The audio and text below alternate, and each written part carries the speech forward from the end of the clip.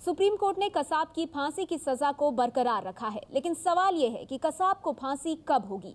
सवाल यह भी है कि कसाब को तो उसके किए की सजा मिलेगी, लेकिन पाकिस्तान में बैठे कसाब के आकाओं को सजा कब मिलेगी? क्या पाकिस्तान भारत के सॉफ्ट स्टेट होने का फायदा उठा रहा है? देश की सबसे बड़ी अदालत सुप्रीम कोर्ट से भी देश के दुश्मन कसाब की फांसी की सजा पर मोहर लग चुकी है। लेकिन बड़ा सवाल यह है कि कसाब को फांसी कब मिलेगी?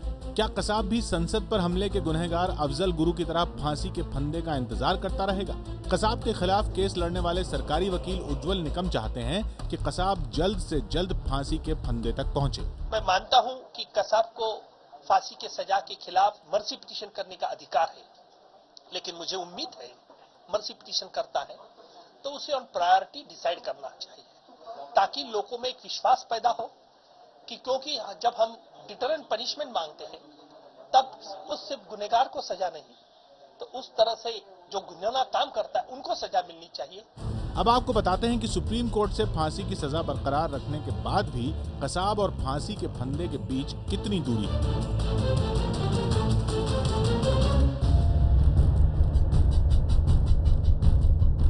सुप्रीम कोर्ट के इस फैसले के बाद कसाब के पास राहत के लिए अगला कोई विकल्प है तो वो है रिव्यू पिटीशन, यानी कि पुनर्विचार याचिका। अगर अदालत कसाब की उस पुनर्विचार याचिका को मान लेती है तो वो फांसी के फैसले पर रोक लगा देगी। अगर सुप्रीम कोर्ट पुनर्विचार याचिका पर विचार नहीं करता या उसे खारिज कर देता है तो याचिकाकर्ता के पास क्यूरेटिव पिटीशन यानी सुधार याचिका दाखिल करने का अधिकार होता है। इस याचिका में याचिकाकर्ता को यह बताना पड़ता है कि सुप्रीम कोर्ट के फैसले में कानूनी लिहाज से कहां पर गलती है। अगर सुप्रीम कोर्ट क्यूरेटिव पिटीशन को विचार के लिए स्वीकार करता है तब भी फांसी की सजा पर रोक लग जाती है। जो आगे की जो भी प्रक्रिया है वो जल्दी से जल्दी समाप्त की जाएगी, ऐसे मैं अपेक्षा करता हूँ। हम ये मानते हैं कि इसमें और देरी नहीं होनी चाहिए।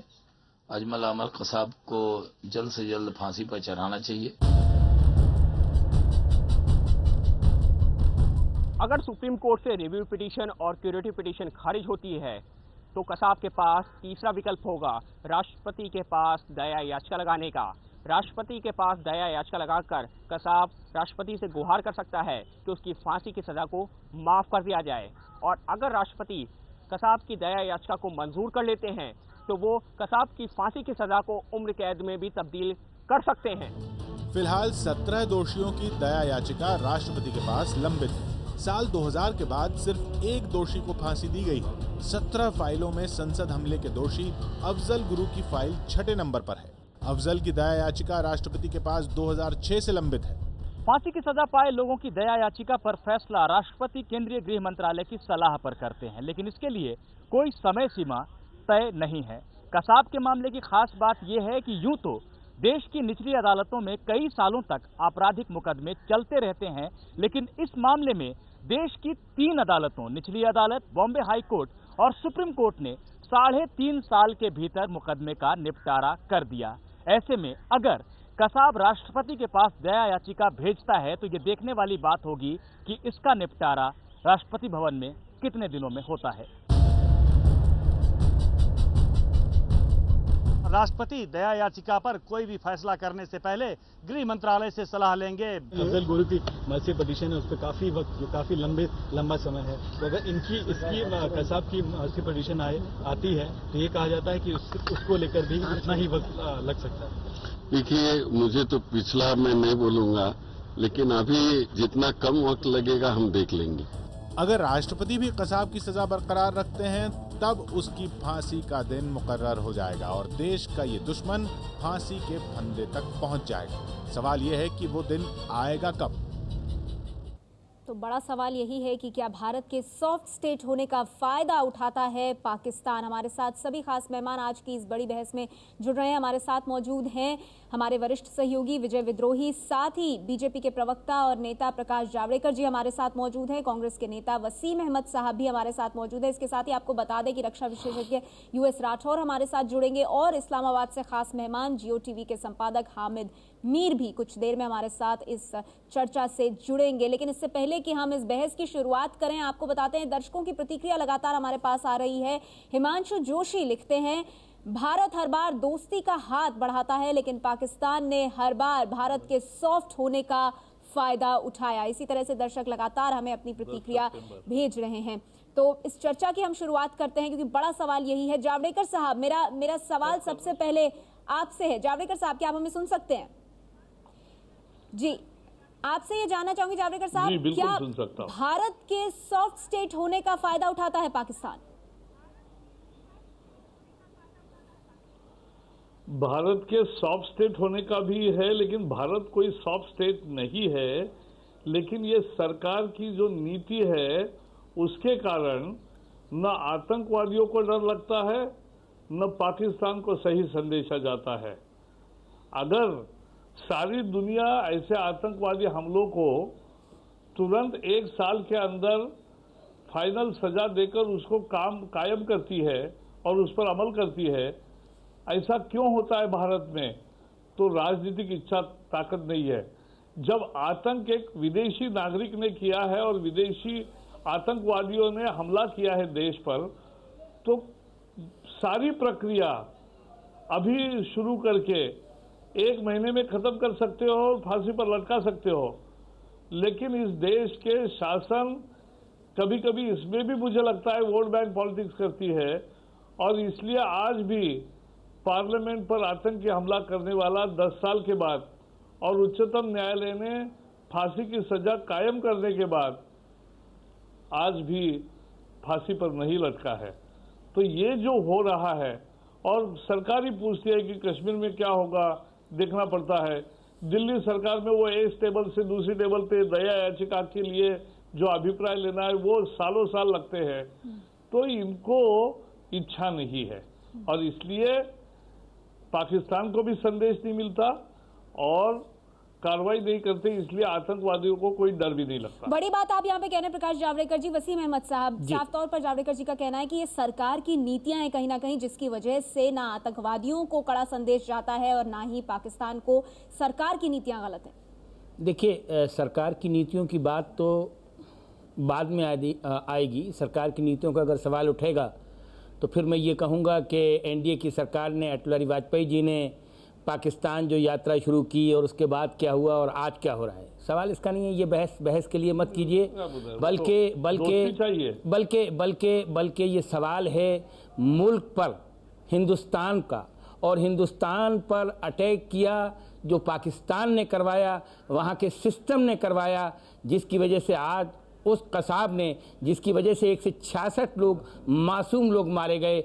और लेकिन उसके साथ साथ हमारे मुल्क में एक प्रोसीजर भी है जो कानूनी प्रोसीजर है, और जो ट्रायल हम लोगों ने शुरू किया, सरकार ने शुरू किया, पूरी लीगल एड दी, स्पेशल कोर्ट से लेकर हाई कोर्ट और हाई कोर्ट से लेकर सुप्रीम कोर्ट तक ये फांसी की सज़ा उसको सुनाई गई है। अब एक प्रोसीजर है, एक प्रोसीजर, जैसा कि अभी आपके करस्पॉन्डेंट ने भी कहा, एक प्रोसीजर ये है कि वो क्या नाम है, रिव्यू पिटीशन डालेंगे या नहीं डालेगा, या उसके बाद रिव्यू पिटीशन के बाद वो प्रेसिडेंट के पास जाएगा या नहीं जाएगा। उस पूरे प्रोसीजर को सब जानते हैं, लेकिन सवाल यहाँ पर यह उठ रहा है कि इतना लंबा प्रोसीजर जिसकी हम बात कर रहे हैं, अगर दया याचिका की भी हम बात करें, जो लंबा वक्त लगता है उन दया याचिकाओं पर फैसला लेने के लिए, इससे संदेश क्या जाता है? लोग तो यही कहेंगे कि भारत कहीं ना कहीं इन मामलों को लेकर गंभीर नहीं है, इस तरह की छवि बनती है आम जनता में। नहीं, बात आपकी अपनी जगह सही है, लेकिन मुल्क के कायदे कानून प्रोसीजर कोई चीज़ होती है, और मैं समझता ये हूँ कि जब इस पूरे कसाब के मामले में शुरू से लेकर आखिर तक लीगल एड से लेकर, तो मैं नहीं समझता हूँ कि इसको पूरा ताकि दुनिया के सामने हम ये कह सकें और सबके सामने हम कह सकें कि ये इसने 166 लोगों के इसके साथ, ये सारा तो जो भी है वो अफजल गुरु के मामले में भी देखा, जितने विकल्प थे कानूनी विकल्प, वो सारे अफजल गुरु ने इस्तेमाल किए। फिर भी 2006 से राष्ट्रपति के पास उसकी दया याचिका लंबित है, 6 साल से उस पर फैसला नहीं होता। अब कसाब अगर मान लीजिए दया याचिका के लिए जाता है तो उस पर फैसला होगा नहीं होगा, कितने समय में फैसला होगा, ये जनता के दिमाग में ये सवाल क्यों उठते हैं? भाई सवाल ये पैदा होता है कि अफजल गुरु से पहले अगर 5 लोग हैं उनको भी तो फांसी होनी है। तो सवाल यही हम उठा रहे हैं कि भारत के सॉफ्ट स्टेट होने का फायदा पाकिस्तान उठा रहा है। सभी खास मेहमान हमारे साथ मौजूद हैं। बीजेपी के प्रकाश जावड़ेकर जी भी हमारे साथ हैं, लेकिन इस वक्त हमारे साथ चर्चा में रक्षा विशेषज्ञ US राठौर जी जुड़ गए हैं और जल्द ही हमारे साथ इस्लामाबाद से हामिद मीर साहब भी जुड़ेंगे। इससे पहले कि मैं बाकी मेहमानों के पास जाऊं, हामिद मीर साहब भी हमारे साथ जुड़ गए हैं। इस्लामाबाद से हामिद मीर साहब जुड़ गए हैं हमारे साथ। इससे पहले कि मैं हामिद मीर साहब के पास जाऊं, राठौर साहब आपसे जानना चाहूंगी, क्या भारत के सॉफ्ट स्टेट होने का फायदा उठा रहा है पाकिस्तान? भारत के सॉफ्ट स्टेट होने का फ़ायदा पाकिस्तान ही नहीं उठा रहा है, साउथ एशिया के कई मुल्क उठा रहे हैं। सबसे ज़्यादा हैरानी की बात यह है कि वो मुल्क भारत के सॉफ्ट स्टेट होने का फ़ायदा उठा रहे हैं जो भारत से के स्टेचर में कहीं भी उसके पास नहीं खड़े होते। ये बहुत पुरानी बात है कि 1980s से पाकिस्तान ने खुलेआम हिंदुस्तान में आतंकवाद को बढ़ाया है, लेकिन इस बारे में आज तक कोई फैसला नहीं हो सका।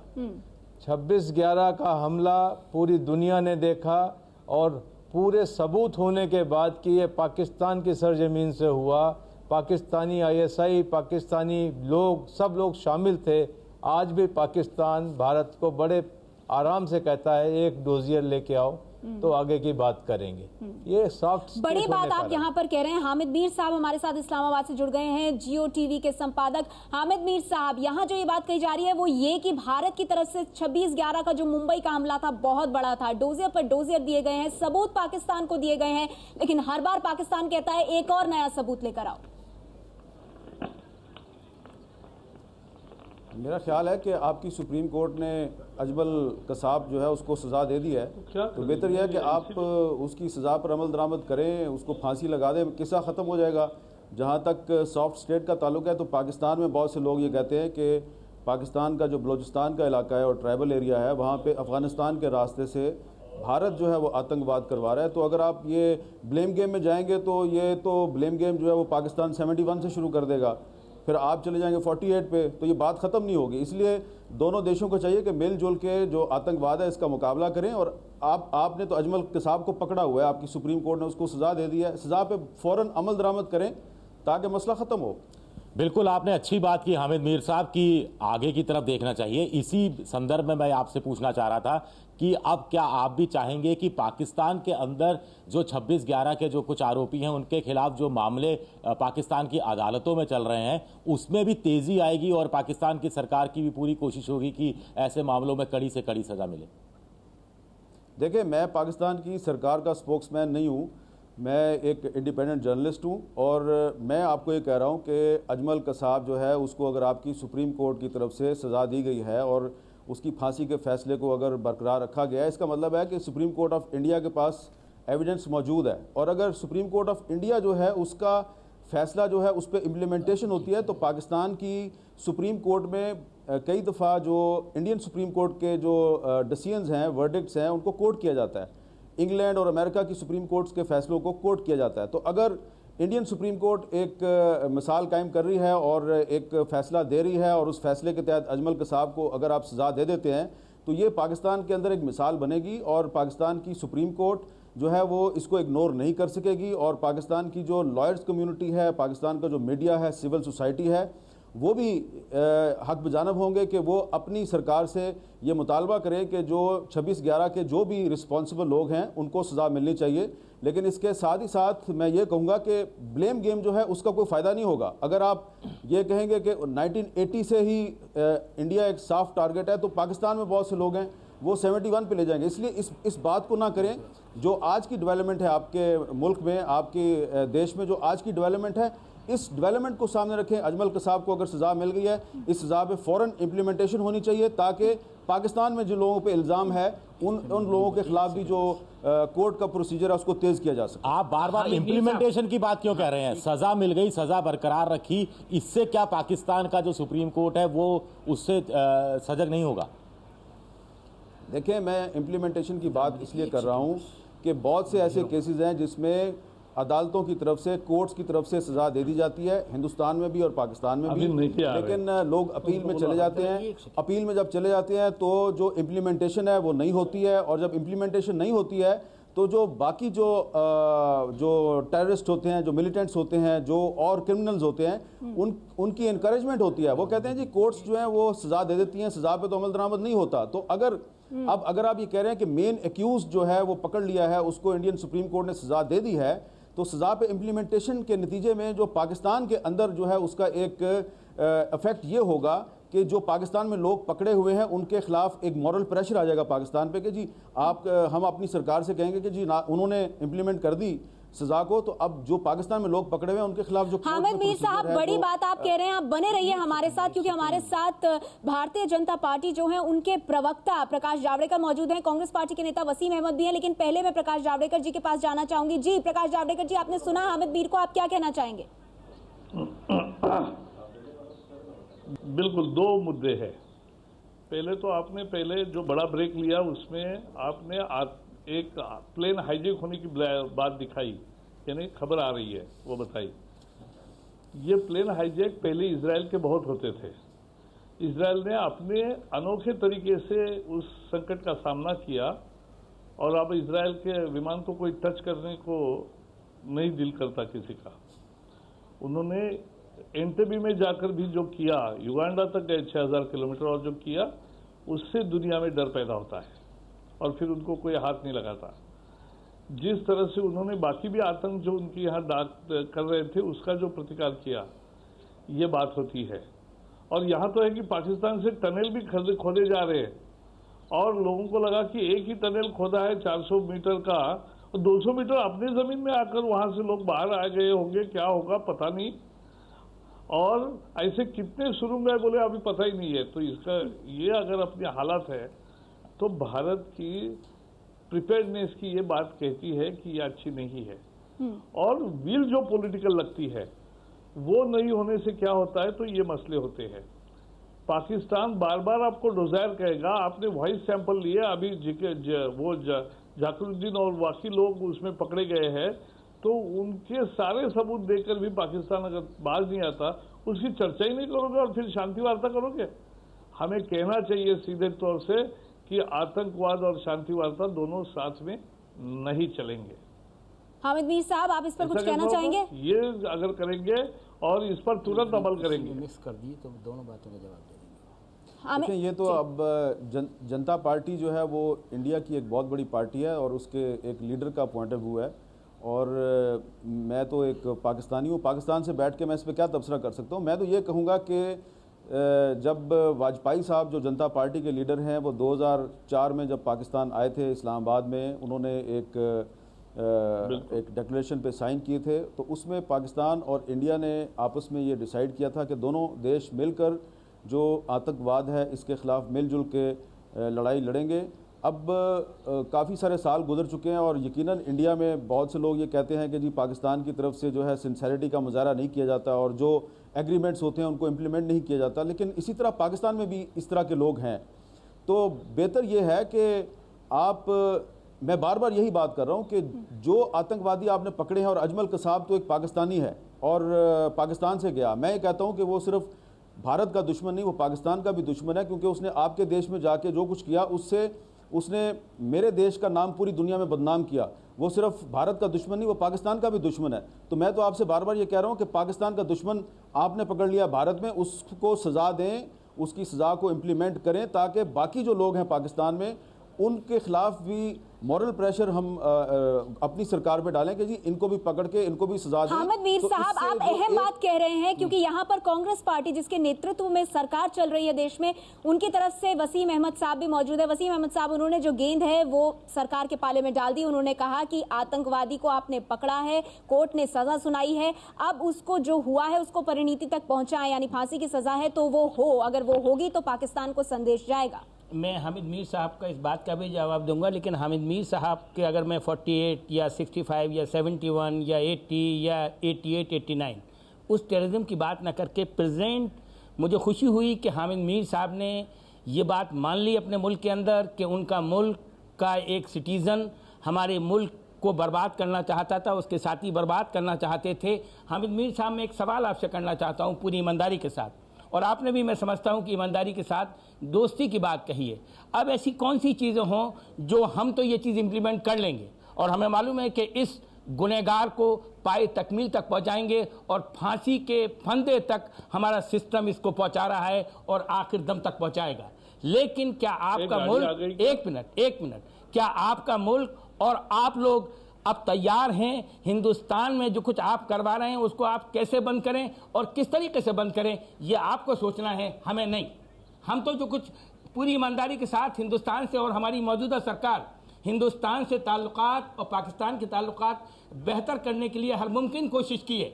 बीजेपी की सरकार की तरह नहीं कि सॉफ्ट स्टेट के नाम पर किस तरीके से यानी वहाँ वो अफगानिस्तान के अंदर वहाँ जाकर एक टेररिस्ट को वहाँ छोड़ा और उसके एवज में वो किया। हम ये नहीं करना चाहते। हम चाहते हैं कि हमारे मुल्क में अमन रहे, आपके मुल्क में भी अमन रहे और आप ईमानदारी के साथ आप एक बड़े चैनल के, और मैं आपके चैनल पर वहाँ पाकिस्तान में बात भी आपसे कर चुका हूँ, कश्मीर के मसले पे आपने बुलाया था। मैं पूरी ईमानदारी के साथ ये कहता हूँ कि हिंदुस्तान और पाकिस्तान के ताल्लुकात बेहतर करने के लिए आप आगे बढ़िए और हिंदुस्तान पाकिस्तान के ताल्लुकात बेहतर करिए और हमारे मुल्क में जिस तरीके से आपने ये टेररिज्म का जो जाल फैलाया है इसको आप खत्म कीजिए। हामिद मीर साहब जवाब दीजिए इसका। वो ये कह रहे हैं कि हमारे देश में तो जो हो रहा है वो ठीक है, उसको तो हम अंजाम तक पहुंचाएंगे, हमारा सिस्टम है जो काम करेगा, लेकिन आपके देश से जो आतंकवाद हमारे देश में आ रहा है उसको रोकने के लिए आप अपने देश में क्या करेंगे, कब करेंगे, ये पूछ रहे हैं वसीम साहब।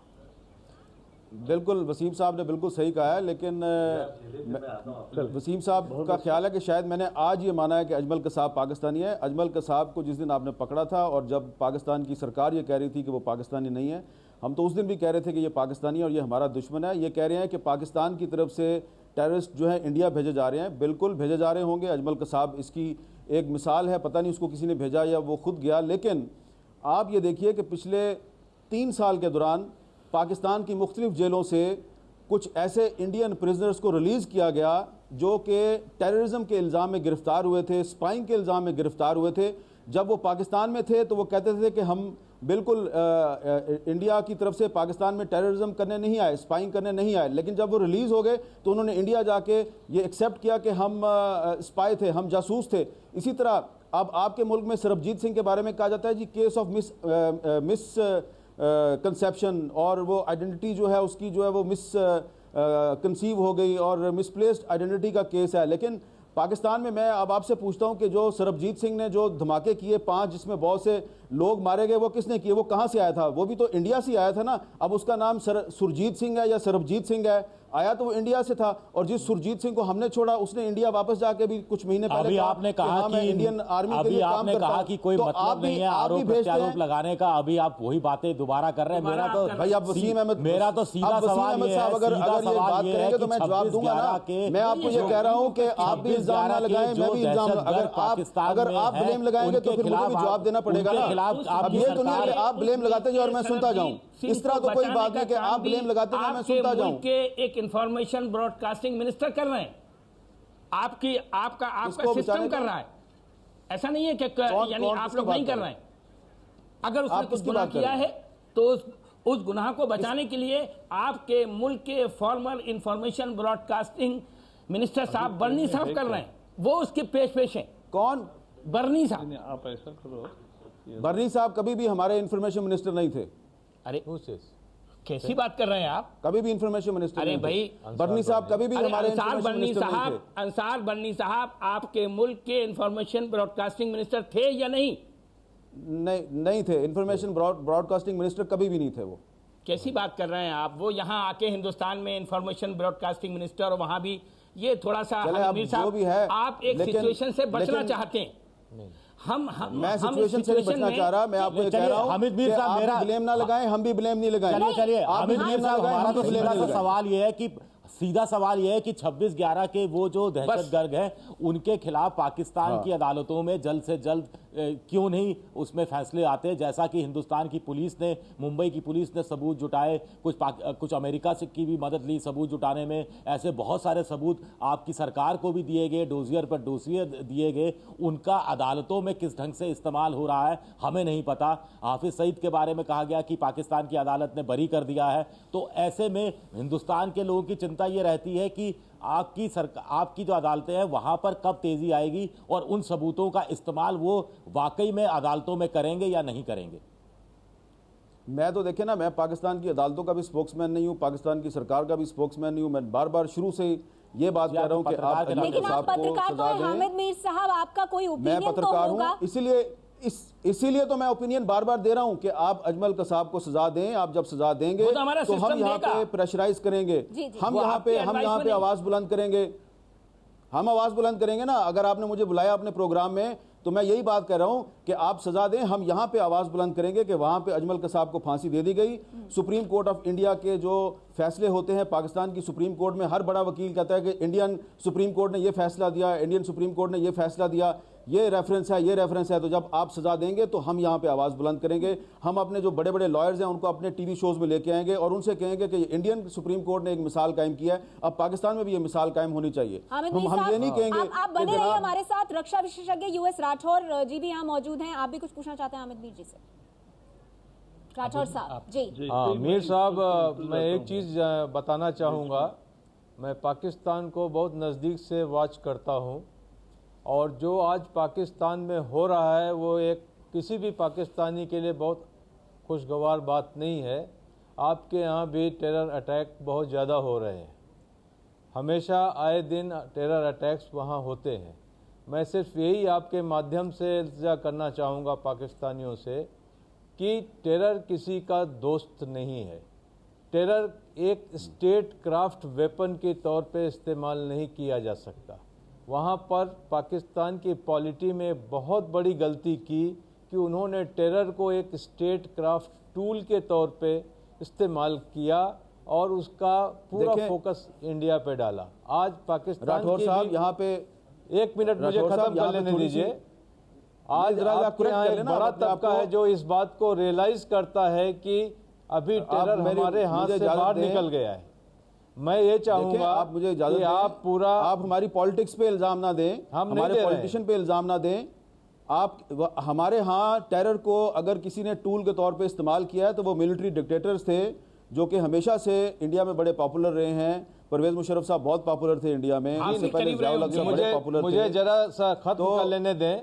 मैं इल्ज़ाम नहीं दे रहा हूँ, मैं एक हकीकत बयान कर रहा हूँ। मैं ये कह रहा हूँ कि आप जैसे सही समझदार सोच वाले लोग इस बात को आगे बढ़ाएं कि terror as a statecraft का इस्तेमाल गलत है और ये किसी के भी फायदे में या हक में नहीं है, ये कह रहा हूँ। बिल्कुल ठीक है, मैं आपसे एग्री करता हूँ और ये कहूँगा कि किसी भी मुल्क को ये नहीं सोचना चाहिए कि वो टेररिज्म के जरिए अपनी फॉरेन पॉलिसी को इम्प्लीमेंट कर सकता है। अगर पास्ट में माजी में पाकिस्तान की किसी मिलिट्री गवर्नमेंट ने इस किस्म की पॉलिसी बनाई और टेररिज्म के ज़रिए अपनी फॉरेन पॉलिसी के एजेंडे को इम्प्लीमेंट करने की कोशिश की तो उसने बिल्कुल गलत किया। लेकिन आप ये देखिए कि पिछले 11 साल से जब से अमेरिकन ट्रूप्स अफगानिस्तान में आए हैं तो मैं ये अक्सर ये बात पाकिस्तान में कहता हूँ कि पाकिस्तान के वो इलाके, पाकिस्तान के वो प्रोविंसेस जो इंडिया के बॉर्डर के साथ हैं वहाँ पे बिल्कुल पीस है। जो पाकिस्तान के यानी कि सिंध का बॉर्डर है, पंजाब का बॉर्डर है, ये इंडिया के साथ लगते हैं, यहाँ पे पीस है। लेकिन वो हमारे प्रोविंसेस जो कि अफगानिस्तान के साथ जिनका बॉर्डर है वहाँ पे प्रॉब्लम है, बलूचिस्तान में प्रॉब्लम है, खैबर पख्तूनख्वा में प्रॉब्लम है, हमारे ट्राइबल एरिया में प्रॉब्लम है। तो इसलिए मैं हमेशा ये कहता हूँ कि पिछले 11 साल में तो इंडिया ने हमारे जो बॉर्डर एरियाज़ हैं जो इंडिया के साथ लगते हैं उनको डिस्टेबलाइज नहीं किया। तो प्रॉब्लम अफगानिस्तान की तरफ से है जहाँ पे अमेरिकन फौज बैठी हुई है। इसलिए पाकिस्तान के अंदर अगर कोई इंस्टीट्यूशन जो है वो इंडिया के खिलाफ कोई कॉन्स्पिरेसी करता है या लोग भेजता है अगर, तो वो हमें चाहिए कि हम कहें कि ये नहीं करना चाहिए। इस पर तो पाकिस्तान में बहुत अब लोग खुल के बात करते हैं, लेकिन साथ ही साथ हम ये चाहेंगे कि अफगानिस्तान जहाँ पे आपका भी बहुत इंटरेस्ट है, पाकिस्तान का भी इंटरेस्ट है और अमेरिका भी वहाँ पे बैठा हुआ है, हमें सबको मिल के चाहिए कि रूट कॉज इस वक्त अफगानिस्तान है। पाकिस्तान के अंदर भी जो डिस्टेबलाइजेशन हो रही है और इंडिया के अंदर भी जो लोग डिस्टेबलाइजेशन करते हैं, उनके ट्रेनिंग कैंप्स अफगानिस्तान में कर रहे हैं। आप अफगानिस्तान में जो डिस्टेबलाइजेशन है उसकी बात कर रहे हैं, लेकिन इस बीच आप ये भी कह रहे हैं कि पाकिस्तान की तरफ से अगर कोई आतंकवाद भारत में फैलता है तो उसकी निंदा होनी चाहिए, उसे रोकना चाहिए। प्रकाश जावड़ेकर जी ये बात हामिद मीर जी कह रहे हैं कि अगर ऐसा अतीत में हुआ है, पाकिस्तान की तरफ से इस तरह की घटनाएं हुई हैं जो कि भारत ने सिद्ध किया है कि हुई हैं, तो उनकी निंदा करनी चाहिए। लेकिन आपको लगता है कि पाकिस्तान में इस वक्त इस तरह के हालात बन रहे हैं कि वाकई में आतंकवाद आतंकवाद को रोकने के लिए कुछ किया भी जा रहा है, या ये सिर्फ शब्द हैं जो हर बार डिबेट पर आकर कह दिए जाते हैं? देखो, हाफिज और जिनके सबके कंट्रोल रूम में बैठकर मुंबई के आतंकी हमले को अंजाम देने के लिए जो इंस्ट्रक्शंस दे रहे थे, उनके वॉइस सैंपल दुनिया ने कैप्चर किए हैं और दिखाए हैं, भारत ने नहीं। लेकिन फिर भी पाकिस्तान मानने को तैयार नहीं है। यही स्टेट की कॉम्प्लिसिटी है, और वो जितनी जल्दी खत्म होगी, और वो खुले रूप में घूमते भी है और पाकिस्तान को धमकाते हैं, तो ये जितने जल्दी खत्म होगा उतना पाकिस्तान का भला होगा, भारत को भी फायदा होगा। आखिर दो पड़ोसी है, एक ही देश थे, एक देश के दो देश बने तो दुश्मन होने की जरूरत नहीं है। पड़ोसी आप चूज नहीं कर सकते, वो तो आपका है पड़ोसी। तो बेहतर संबंध बनाने से दोनों को फायदा होता है। और इसके साथ दूसरी बात यह है कि इसके साथ हामिद मीर साहब दूसरी बात यह है कि अभी जो अबू जिंदाल को भारत सरकार ने सऊदी अरब के माध्यम से हिंदुस्तान लेकर आई, उसका जो फर्जी पासपोर्ट है वो सारा पाकिस्तान में बना हुआ, ये सारी बातें उसने कबूली। कसाब के साथ कि वो दोनों ने मिलकर ये भारत की जो खुफिया एजेंसियां और पूरी पुलिस को बताया कि कैसे हाफिज सईद और दूसरे आतंकवादी जो थे वो उन्होंने हिंदी सिखाई। और ये सारे सबूत भी पाकिस्तान को जब दिए जाते हैं और पाकिस्तान उन सबूतों को नकार देता है, तो ऐसे में हम कैसे विश्वास करें कि पाकिस्तान पूरी ईमानदारी के साथ 26/11 के दहशतगर्दों को सजा सुनाएगा? अब देखिए ना, बार बार आप वही बात कर रहे हैं। मैं पाकिस्तान की सरकार का स्पोक्समैन नहीं हूं, लेकिन अबू जंदल जो है उसको अगर सऊदी अरब ने इंडिया के हवाले किया है, बहुत सोच समझ के इंडिया के हवाले किया होगा। उसका पाकिस्तान में पासपोर्ट क्यों बना, कैसे बना, ये एक शर्म की बात है मेरे लिए एज अ पाकिस्तानी, और नहीं होना चाहिए था। और अगर पाकिस्तान में कोई आदमी जो है वो अबू जंदल को बचाने की कोशिश कर रहा है तो मेरा ख्याल है वो पाकिस्तान का दुश्मन है। लेकिन इसके साथ ही साथ मैं आपसे ये भी कहूँगा कि जब भी आप अपना क्रिटिसिज्म करते हैं, तनकीद करते हैं, तो साथ में ये भी सोचा करें कि ये जो अबू जंदल है या ये जो अजमल कसाब है, इन्होंने हिंदुस्तान में जाके अगर बेगुनाह लोगों को मारा है तो सिर्फ हिंदुस्तानियों का नुकसान नहीं किया, साथ में पाकिस्तानियों का भी नुकसान किया ना। अगर इन्होंने ये ना किया था तो आज मैं आप लोगों के सामने बैठ के तो आपके सवालों के जवाब ना दे रहा होता। और शायद मेरे पास आपसे ज़्यादा इन्फॉर्मेशन है कि ये लोग पाकिस्तान में हमें क्या नुकसान पहुँचा रहे हैं। इसलिए मैं बार बार कह रहा हूँ कि ये सिर्फ आपके दुश्मन नहीं, हमारे भी दुश्मन हैं, और हो सकता है कि इनको कोई तीसरा भी इस्तेमाल कर रहा हो। और आने वाले दिनों में आपको बहुत धमाका खेज किस्म की, बहुत एक्सप्लोसिव किस्म की इंफॉर्मेशन मिलेगी इन लोगों के नेटवर्क के बारे में कि ये इंडिया से ज़्यादा पाकिस्तान के बड़े दुश्मन हैं। इसलिए मैं तो उनको डिफेंड करने के लिए यहाँ बैठा ही नहीं। मैं तो जो आप कह रहे हैं अजमल कसाब के बारे में, अबू जंदल के बारे में, मैं तो आपसे एग्री करता हूँ कि ये पाकिस्तान के भी दुश्मन है, आपके भी दुश्मन है, और इनका मिलकर मुकाबला करने की ज़रूरत है। हामिद मीर साहब, देखिए आपने बहुत ईमानदारी के साथ बात की, मुझे खुशी हुई। लेकिन अब आप अपने मुल्क में जो आपका सिस्टम है, देखिए हमारा तो पॉलिटिकल सिस्टम है, उस सिस्टम के अकॉर्डिंगली हमारी सरकारें चलती हैं, फैसले करती हैं।